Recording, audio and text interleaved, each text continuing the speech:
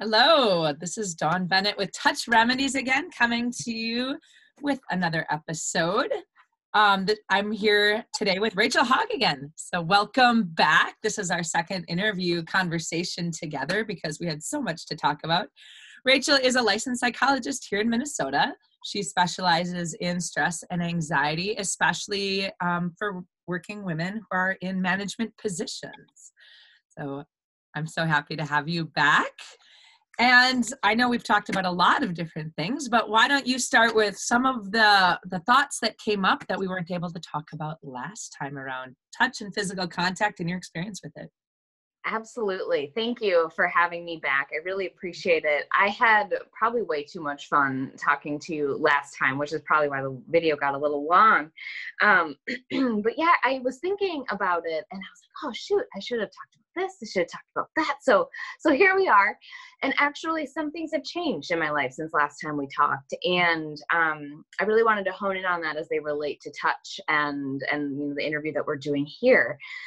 Is this past weekend, in fact, my partner and I had some close friends over because it was like a big birthday, like a friend turned 40, you know, like, whoa, baby, right? So, just kidding. I don't know anything about but it was one, you know, with COVID and everything, it's like, we want to do something. It's not going to be the hoopla that maybe perhaps she wanted or hoped for or whatnot, but we want to, you know, make it meaningful and special. So we had some friends over who we don't get to see just because life is busy in general, but especially with COVID because they have a little one at home and just was being very mindful of germs. And I mean, you are anyway with newborns, but so we were taking all the precautions, but I was like, can I give you a hug? And, you know, thankfully that was very warmly accepted and excited and yes. And we had this embrace that, like, so, you know, there's good huggers and there's bad huggers. Like, she's a good hugger. And it just is one I sunk into. Like, this is going to sound weird, and maybe not, I guess, as we're talking about hugs, but kind of for very temporarily, things faded away, kind of like around us. It just was this strong, warm, I mean, very platonic, right? But like strong, warm embrace from somebody I haven't been able to hug for a very long time. And like my mind kind of went blank even. I noticed that, and it probably helped that you and I were just talking about how important touch is. So I was primed for it probably. But gosh, it was just, I'm kind of getting chills talking about it because it just was like nothing else matters in this moment. Like, I love this person. It's this person's birthday. We're going to have a party. And you know, and you probably know the science. I don't know the science behind this, right? But as far as what chemicals or whatnot were being released in my brain, but it was like, man, I want to have another one of those. So yeah, I really wanted to come back on and talk to you about that because I know that one, it's right up your alley as far as like what we're talking about here and the importance of it. But also, I don't know if I had really even for myself realized how much I missed that from additional people outside of my partner. So like I spoke last time that I feel fortunate and grateful that I do have a partner with whom I can have close physical contact with. And that's been meaningful, and that not everybody can say that during COVID. But this was, you know, a close-knit circle friend. And even that hit different. And I was like, I gotta talk to Dawn about this. Like, this is just too cool. I love it. Well, good. Thank you for sharing. Oh, so I'm assuming it was lovely for her as well. I mean, I hope so. I don't, yeah. I'm guessing because we stayed there for a little bit and it just, it was like this mindful moment, at least for me. I can't speak for her, obviously, but so mindfulness with your, you know, the easiest way to think about it is think about your senses. So, you know, sight, smell, taste, touch, and what am I missing? Hearing. Yeah. Thank you.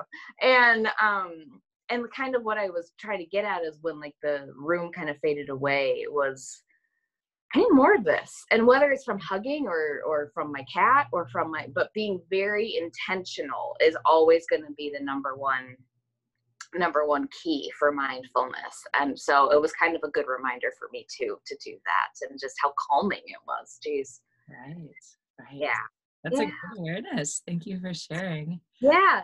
Because I know you'd mentioned something too about massages and how you used to get massages to get kind of in that touch and mindfulness place. Yeah. Yep. Oh my gosh. So my masseuse is not yet open. I am very disappointed. I get it. I'm not criticizing their decision to keep themselves safe and keep others safe, but I am very much missing my, that's part of my self-care is getting a monthly massage. And I would love to get them like every week or every day even, but, a monthly massage. And with COVID, of course, things haven't been operating, which again, I'm not criticizing. I think that's absolutely accurate and fair for safety. I have missed that. And I think perhaps this hug kind of got there I mean, she wasn't massaging me or, I don't mean to be creepy, but, I think it brought up some of those similar with the healing, because it was a strong hug. Like, it wasn't just like, yeah, hi. I'm sorry, I'm biased. I hate those.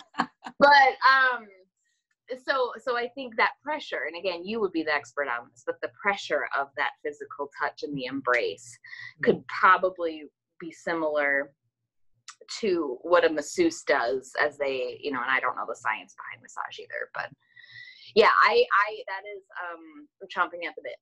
Yeah, that's awesome. Well, and it's because any type of touch, whether it's with an animal or whether you're the giver or the receiver, you do release oxytocin, which is that feel good. They call it the cuddling hormone, right? But it helps with bonding. It helps with trust. It helps with social connection. It releases serotonin, right? As we know, as a brain feel good neurotransmitter, and dopamine. And it does reduce your cortisol level as well, which is your stress hormones. So it has you're right, it has all these really good hormonal impacts, whether you're the giver or the receiver. So that's probably what you're experiencing in that lovely hug with your friend. Yes. I'm very, very excited to continue. And it is, though, it comes at a balance, because I want to be respectful for myself and my own safety, but also any other individuals. Thankfully, I haven't known anybody personally, far removed I have, that has had COVID and has had a negative experience. But it's like, that health to me is number one, always. So as much as I miss the physical touch, it's not worth risking a lot, in my opinion. There you go. Well, thank you so much for coming again. And Rachel, will you remind us of the website where people can find you if they want to hire you? Yeah, thank you, Dawn. Sorry, I didn't mean to interrupt you there. So my website can be found at www.betterbalancepsychologicalservices.com. And I have an all online therapy business for your convenience. You can schedule your free consult, no commitment. All of that can be found on my website. Great. Thank you so much. So once again, I'm Dawn Bennett with Touch Remedies. The book Touch Crisis will be coming out late fall of 2020 here. Woo! Kind of the last design phases of the interior of the book. So look for that. But until then, I'm offering online classes to help people explore healthy touch for themselves, as well as tapping in EFT to help manage your emotional stress. So awesome. Lovely. Well, thank you so much, Rachel. It was nice to see you again. And I'm sure we'll chat again soon. Okay. Bye, everybody.